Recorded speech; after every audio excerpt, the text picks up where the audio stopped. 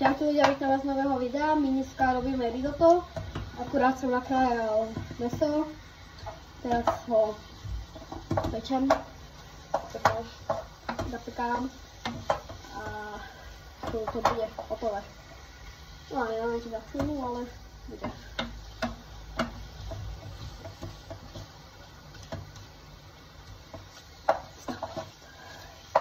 Potom pridáme do meska čo? Povedz zeleninu. Zeleninu.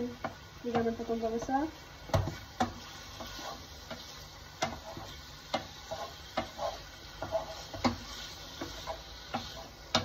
Dobre. Ešte vôbec. Ešte tu je ten surové.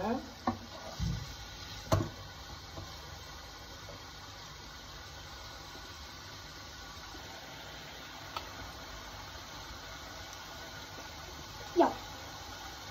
Všetko. Môžeš, nemusíš takto. Všetko tam vysyp.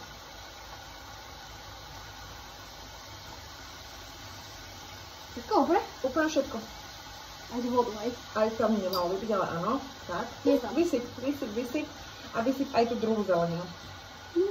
To bude celé naplnené. Už nie mesom, ale kukuricou.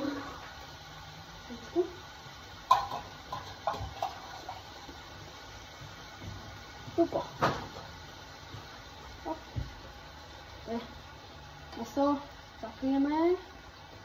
Čakáme. A teraz tu poriadne na prudkom ohni musíš ešte... Tak.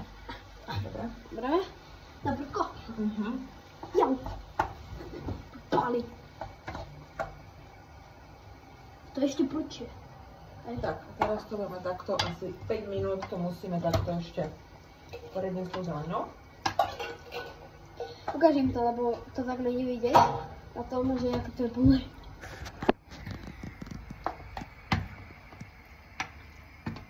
Strašne plné. Nie von, a späť. Pali? Len to vypadá. No, to som zistil.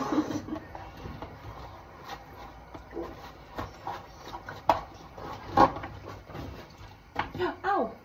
Na mňa to prsklo. Nie, ja som si hlavu pochla. Jaj? Ale na mňa to prsklo. Takže akurát sme to zakryli, necháme to tam 10 minút a ideme robiť rýžu. Čo je do takých 5 minút. No. Sa ozve. Presne. 5 minút sa ozveme. Tak čakajte. Viete sa, kam zmizla rýža? Dali sme to pod perinu, lebo neviem prečo, ale proste sme to dali pod perinu.